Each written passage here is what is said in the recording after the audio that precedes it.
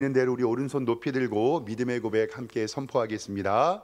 나는 천지를 지으신 여호와께 복을 받는 자입니다. 아멘. 천지를 지으신 여호와께 복을 받는 우리 성도님들을 주님의 이름으로 환영합니다. 하나님께서 우리 예배 기쁘게 받아주신 믿습니다. 우리 인사하고 말씀 볼까요? 옆에 있는 성도들과 인사하겠습니다. 주님의 이름으로 사랑합니다. 인사하겠습니다. 네, 오늘 예배 잘 오셨습니다. 주님의 이름으로 사랑합니다. 하나님께서 기뻐하여 주실 줄 믿습니다. 고넬료 가정을 통해서 하나님의 복음이 이방인 선교 그리고 땅끝으로 전해집니다. 고넬료에게 그리고 베드로에게 동일한 성령님이 임하시고 하나님의 역사가 이루어집니다. 고넬료 가정에는 베드로 목사님을 초대하여서 예배 드리라는 하나님의 음성이 들렸고요. 베드로 목사님에게는 고넬료의 가정으로 가라라는 명령이 이루어집니다. 이렇게 하나님의 은혜는 한 하나님, 한 성령님, 한 예수님, 한 교회, 한 마음으로 동일하게 역사하는 줄 믿습니다. 우리 교회도 이러한 동일한 역사를 위해서 많이 기도해야 됩니다. 고넬료의 하인들이 베드로 사도를 부르러 가서 모셔옵니다. 이제 베드로와 고넬료가 성령님의 역사하심으로 만나게 되고 이방인의 선교의 문이 열리는 역사적인 사건을 오늘 성경 말씀은 기록하고 있습니다. 고넬료가 베드로가 만나는 장면을 통해서 오늘도 몇 가지 은혜를 좀 함께 나눠보도록 하겠습니다. 첫 번째로 우리가 말씀을 나눌 것은 성령의 사람은 겸손하다는 것을 오늘 말씀 가운데 우리가 알 수 있습니다. 성령의 사람은 겸손하다. 성령의 사람이 겸손할 수 있는 것은 정말 중요한데 성령의 사람은 겸손하고 자기 자신을 낮추는 사람입니다. 베드로와 고넬료의 만남은 목회자와 성도 사이에 겸손함 가운데 만났다는 것을 오늘 성경은 이야기합니다. 먼저 고넬료의 입장에서 한번 바라보기를 원합니다. 이방인이었고 그렇지만 하나님에 대하여 말씀에 순종했는데 어떻게 했냐면 오늘 성경 말씀 좀 보겠습니다. 오늘 성경 말씀 10장 24절 말씀에 보면 이렇게 기록되어 있습니다. 이튿날 가이사랴에 들어가니 고넬료가 그의 친척과 가까운 친구들을 모아 기다렸다. 그러니까 하나님의 복음의 소식을 듣고 베드로 목사님을 모셨잖아요. 그런데 이 고넬료는 어떻게 했냐면 그의 친척들과 그리고 가까운 친구들을 모아서 예배하려고 기다리고 있었다라는 사실이에요. 그리고 25절 말씀에 어떻게 기록되어 있냐면 마침 베드로가 들어올 때에 고넬료가 맞아 발 앞에서 엎드려 절합니다. 고넬료는 베드로 목사님이 들어오시기 전에 그의 친척들과 가까운 친구들을 모아놓고 하나님의 복된 소식을 증거하기 위해서 하나님 앞에 예배를 준비했습니다. 그리고 베드로 사도가 들어오자 절을 합니다. 이것이 아무렇지 않은 일이 아니라 이것은 엄청난 일입니다. 한번 좀 생각을 해보겠습니다. 고넬료는 로마의 군인이었고 백부장이었습니다. 아마도 가이사랴 지방에는 이렇게 말을 타고 다니는 병거병이 있었던 걸로 많은 사람들이 생각을 하거든요. 그러니까 기병대의 백부장이라고 생각을 하면 꽤 높은 위치에 있는 사람입니다. 그런데 이 로마가 이스라엘을 자기 나라의 식민지로 삼고 있었거든요. 어떤 걸 생각해 보면 좋냐면 우리나라가 100년 전에 일제 침략기 때 일본이 우리나라를 대하는 것과 똑같이 생각하면 됩니다. 그러니까 로마 사람이 유대인 사람에게 인사를 했을까요? 안 했을까요?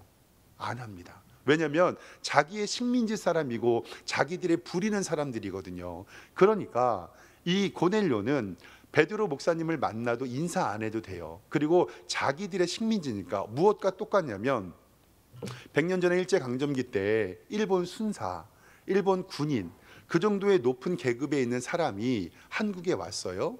그리고 나서 한국에서 목사님들을 그 사람들이 좋게 평가 안 할 거잖아요. 그런데 그 사람들에게 절을 하고 말씀을 듣기 위해서 사람들과 친척들을 다 모아놨다는 것이 바로 성경의 기록입니다. 이것은 보통 어려운 일이 아닙니다. 바로 이것은 성령님이 하시는 사역이라는 것을 성경은 우리에게 말씀합니다. 즉 복음을 증거하는 주의 종에 대한 예의였고 고넬료는 그 베드로 목사님이 하나님이 보내셨다라는 믿음이 분명히 있었습니다. 그러니까 고넬료는 목회자를 대할 때 겸손함으로 말미암아 목사님이 들어올 때 큰절을 함으로 말미암아서 그를 맞이하였고, 만약에 여기에서 큰절을 했는데 베드로 목사님께서 목이 뻣뻣해가지고 오냐 이렇게 하면 말이 안 되잖아요. 여기서 더 아름다운 것은 바로 베드로 목사님의 모습입니다. 고넬료가 큰 절을 하니 그 절을 받은 것이 아니라, 오늘 26절 말씀 성경 보겠습니다. 26절 말씀에 보면 이렇게 나와 있습니다. 베드로가 일으켜 이르되 일어서라, 나도 사람이다 라고 이야기를 합니다. 즉 나는 경배의 대상이 아니고 사람이라고 이야기합니다. 어찌 보면 베드로 사도의 모습은 당연한 건데요, 저도 목사로서 우리 성도님들에게 솔직하게 얘기하면, 저도 목사이지만 목사님들이 대접받기를 좋아하는 분들도 저도 많이 봤거든요. 그래서 이 부분에 대해서 저도 많이 찔리고 마음이 좀 상한 일이 있었습니다. 왜냐하면 우리 성도님들께서 목회자들을 대하는 마음은 정말로 귀하고 아름다워요. 우리를 하나님의 종이라고 부르고, 엄밀히 말하면 옛날에 우리 권사님들이 목회자들을 위해서 기도할 때 이렇게 기도했거든요. 종은 뒤에다 님자를 붙이면 안 되는 거 아시죠? 종은 그 자체가 섬기는 사람인데, 종은 엄밀히 말하면 종님이라고 부르면 안 되고 뭐라고 불러야 됩니까? 종놈이라고 해야 되죠. 종놈. 그런데 하나님의 종이다 보니까, 전 어렸을 때부터 기억나요. 장로님들이나 목사님들이 기도할 때 하나님께서 오늘로 세워주신 종님 그랬거든요. 그것도 앞전법에도 어긋나요. 하나님보다 높으면 안 되니까. 근데 그런 부분들이 있어서 목회자는 하나님의 종인데, 성도님들이 그렇게 목회자들을 사랑해 주시고 목회자의 편의를 봐주시고 목회자들을 하나님 다음으로 섬겨주셨던 것은 우리 한국교회의 정말 아름다운 전통이고 복받는 비결이라고 저는 생각합니다. 근데 여기에서 목회자들이 목이 뻣뻣하고 허리가 뻣뻣해서 그것을 당연하게 여기면 안 된다는 거예요. 즉 성도들은 목회자를 생각할 때 하나님께서 보내주신 주의 종이라는 생각과, 그리고 말씀을 가르치며 진리를 선포하는 목자라는 생각, 그리고 하나님의 말씀을 선포하는 주의 종이라고 마땅히 생각하는 것이 좋습니다. 이런 생각들을 통해서 목회자는 성도를 대할 때 나는 대접받는 것이 마땅하고 하나님의 일을 하니 나는 종님이다 생각하면 안 되는 겁니다. 목회자는 성도를 생각할 때 어떻게 해야 되냐면, 예수님께서 요한복음 21장 말씀에 베드로에게 너 나 사랑하니 라고 말씀했거든요. 그리고 나서 내 양을 치라, 내 양을 먹이라, 내 양을 치라. 그때 예수님께서는 선한 목자가 되셔서 삭군 목자와 선한 목자의 다른 점을 알려주셨거든요. 삭군 목자는 이리 때가 왔을 때 놓고 도망가지만, 선한 목자는 그 양떼를 위하여 무엇을 바치죠? 목숨을 바치는 거죠. 그리고 나서 베드로에게 내 양을 먹이라, 내 양을 치라, 내 양을 먹이라라고 말씀합니다. 즉 목회자들은 성도를 대할 때 예수 그리스도께서 이들을 위하여 십자가 지심을 생각하고 예수님께서 성도를 끝까지 사랑했던 것처럼 목회자도 성도를 끝까지 사랑해야 되는 것이 바로 목회자의 사명입니다. 우리 교회가 이런 교회가 되었으면 좋겠습니다. 우리 성도님들은 목회자를 대할 때 하나님께서 보내주신 주의 종이라고 생각하고 하나님의 말씀을 전하는 목회자라고 생각하고, 목회자는 성도를 생각할 때 예수 그리스도께서 이들을 위하여 십자가 지심을 생각하고 끝까지 사랑해야 되는 것. 그런데 목사가 목사됨을 생각하고 성도가 성도됨을 생각해야 되는데, 이게 바꿔버리려는 순간 교회는 어지럽습니다. 목사는 성도에게 대접받기를 바라고 성도는 목회자에게 사랑만 받기를 원한다면 그 교회는 아름다워질 수 있을까요? 없을까요? 없습니다. 목사는 목사의 역할을 감당하고 성도는 성도의 역할을 감당할 때 이렇게 겸손함으로 말미암아 하나님의 교회가 든든히 서간다라는 사실입니다. 저는 오늘 고넬료 이 성도의 가정이 참 귀합니다. 목회자들을 대하는 겸손함도 너무 귀하지만 사랑하는 사람들에게 주어야 할 가장 큰 선물이 바로 예수 그리스도임을 알고 있었다라는 사실입니다. 고넬료의 겸손한 성품과 인품이 그 가정과 친지와 친족들을 모았습니다. 그리고 친척과 친구들에게 복음을 전할 기회로 삼았다라는 사실입니다. 저도 말씀을 준비하면서 고넬료 가정에 베드로가 방문했던 것을 생각을 하면서 우리 성도님들 가정에 신방하는 것을 한번 생각해 봤거든요. 이제 대신방할 때 우리 성도님들은 이렇게 하시는 겁니다. 가족뿐만이 아니라 친지와 친척과 식구들을 다 모아놉니다. 그리고 예배 드릴 준비를 하고 이제 박 목사가 현관문을 딱 열고 들어가면 어떻게 해야 됩니까? 큰 절을 큰 절을 하면 제가 아닙니다, 저는 사람입니다라고 이렇게 세우는 모습을 한번 생각을 해봤는데, 그렇게 생각만 해도 참 은혜가 돼요. 왜냐하면 성도들은 그렇게 예배를 사모하고 주의 종을 섬기며, 주의 종은 하나님의 말씀을 선포하고 그의 가정에 복을 줄 때 목회자와 성도가 함께 겸손함으로 말미암아 하나님의 교회를 이루어 나갑니다. 꼭 기억하십시오. 성령 충만은 다른 것이 아니라 하나님 앞에서 겸손함으로 시작하는 것. 우리 교회가 이러한 겸손한 사랑하는 성도들이 많아지기를, 그리고 저도 겸손의 목회자가 되기를 주님의 이름으로 축원합니다. 두 번째로 우리가 좀 알아볼 것은 베드로와 고넬료의 만남은 하나님의 섭리라는 사실입니다. 섭리라는 것은 창조주 하나님의 거룩한 뜻을 우리는 섭리라고 하는데, 드디어 베드로와 고넬료가 만났습니다. 오늘 말씀 28절에 보면요, 이렇게 기록되어 있습니다. 성경 보겠습니다. 이르되 유대인으로서 이방인과 교제하며 가까이 하는 것이 위법인 줄 너희도 알거니와 하나님께서 내게 지시하사 아무도 속되거다 하거나 깨끗하지 않다 하지 말라 하시기로 부름을 사양하지 아니하고 왔노라. 묻노니 무슨 일로 나를 불렀느냐라고 이야기를 합니다. 그때 당시에는 유대인들은요, 이방인들과 밥 먹는 것도 하지 않았고, 또 이들은 자신들을 지배하는 윗나라의 사람들이니까 이 사람들과 교제하지 않았거든요. 그런데 베드로가 이방인과 그리고 자기들을 통치하는 속국의 리더를 만나는 것은 쉬운 일이 아니었습니다. 그러므로 말미암아서 29절에 부름을 사양하지 아니하고 왔노라. 묻노니 무슨 일로 나를 불렀느냐라고 이야기하는 것은 하나님의 뜻과 하나님의 섭리가 이 만남 가운데 있었다라는 사실입니다. 그리고 고넬료도 오늘 말씀을 통해서 자신의 환상을 본 이야기를 합니다. 30절 말씀에 보면요, 이렇게 성경 보겠습니다.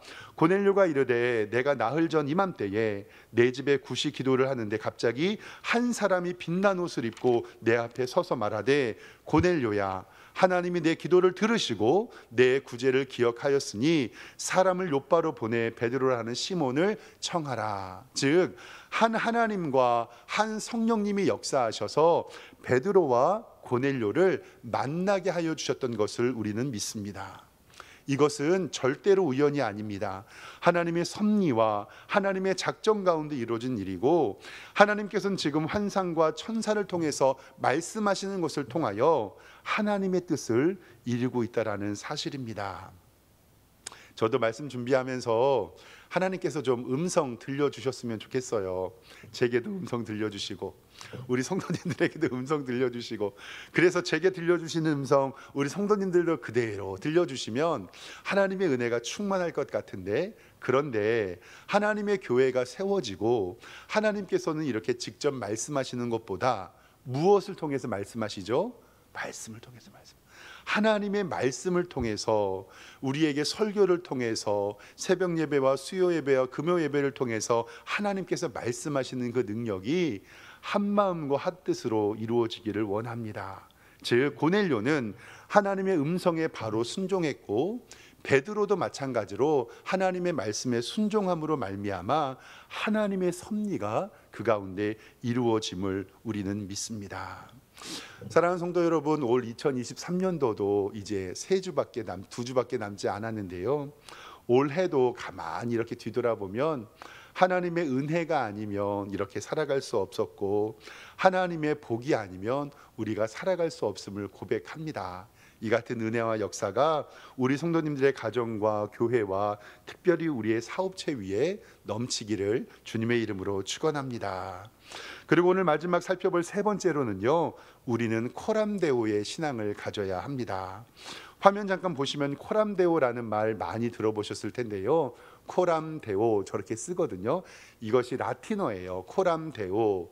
이 데오는 이 하나님이라는 뜻이고 앞에 코람은 누구누구 앞에서라는 뜻이거든요. 그래서 코람 데오라는 단어의 뜻은 하나님 앞에서 혹은 하나님 면전에서라는 뜻입니다.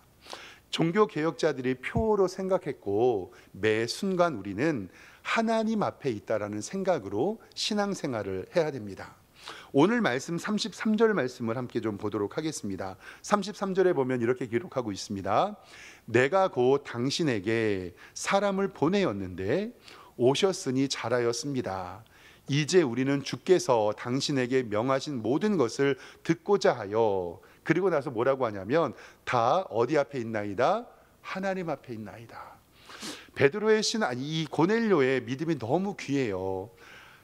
사람이 왔는데, 베드로 목사님을 모셨는데 친척들과 친구들을 다 모아놨는데 내가 사람을 보내어 당신을 보내서 왔는데 우리가 하나님 앞에 있습니다 라고 말씀을 하는 거예요. 이것이 바로 코람데오의 하나님 앞에서의 신앙입니다. 만약에 누가 나를 보고 있다고 생각하면 나의 행동과 나의 삶의 모습이 달라집니다. 요즘에 막히는 사거리에 보면요, 옛날에는 주차 위반하는 단속 딱지들을 많이 띄었잖아요. 근데 요즘에는 뭐가 달려 있어서 주차 위반 단속에 하는 사람들이 다 없어졌는데 요즘에 뭐가 달려 있죠? CCTV가 달려져 있습니다.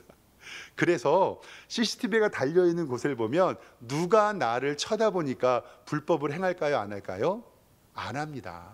그리고 동네마다 불법 투기가 있는 곳에요, 거기다가 뭐 달아놓으면요, CCTV 달아놓으면 안 훔쳐갑니다. 이런 것은 뭐냐면 누가 나를 바라보고 있다고 인지만 해도 그 사람의 행동과 생각과 가치관 그리고 판단하는 것이 달라지게 되거든요. 그런데 만약에 우리가 신앙생활을 하면서 하나님이 나를 보고 계신다, 하나님이 지금 나와 함께 하신다라고 생각을 하면 우리의 신앙생활은 달라질 수밖에 없다는 것입니다.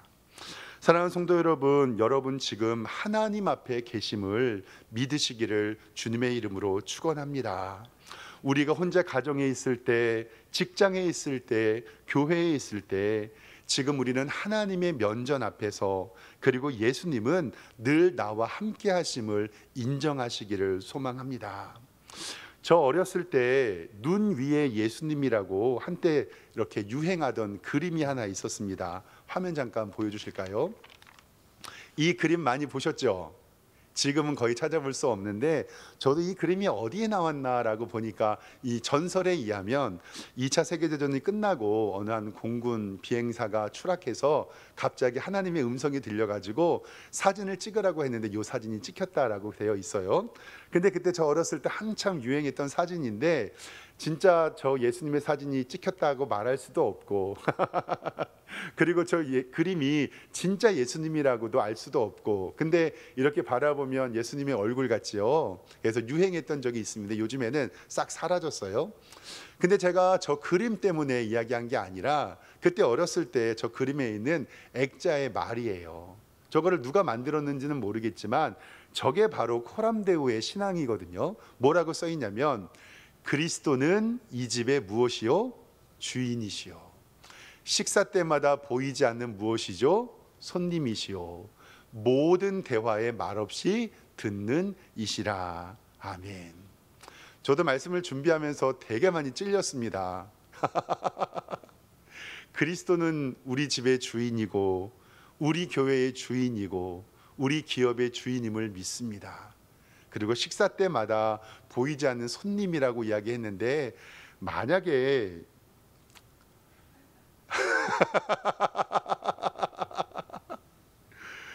우리 성도님들 봄 가을에 한 번 받는 대신방에 제가 가정에 방문하면 한 달 전부터 청소하시잖아요.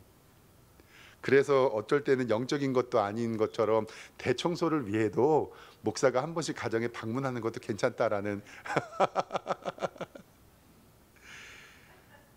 목사가 가정을 방문해도 그 집을 치우고 정리하는데 만약에 예수님께서 그 집의 주인이시고 식사 때마다 우리와 함께 계신다고 하면 아버지 그리고 우리의 모든 대화에 말없이 듣는 이시라. 참 우리의 삶 속에서 코람데오의 신앙을 갖기는 쉽지 않지만, 저 그림을 바라보면서 저 그림이 옳다 그르다 말하는 것이 절대 아닙니다. 그리스도는 이 집의 주인이시요, 식사 때마다 보이지 않는 손님이시요, 모든 대화에 말없이 듣는 이시라라는 것이 바로 코람데오의 믿음이라고 생각합니다.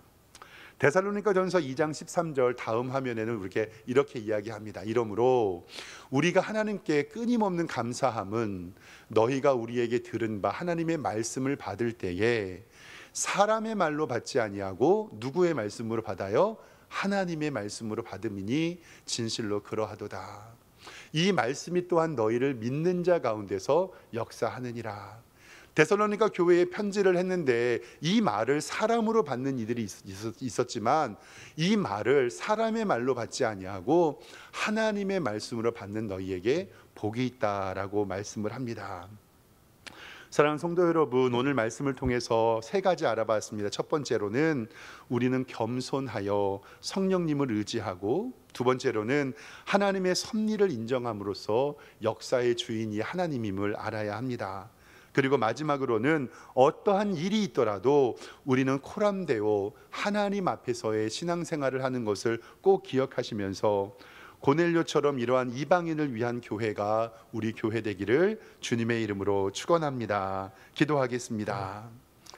하나님 아버지, 은혜와 사랑에 감사합니다.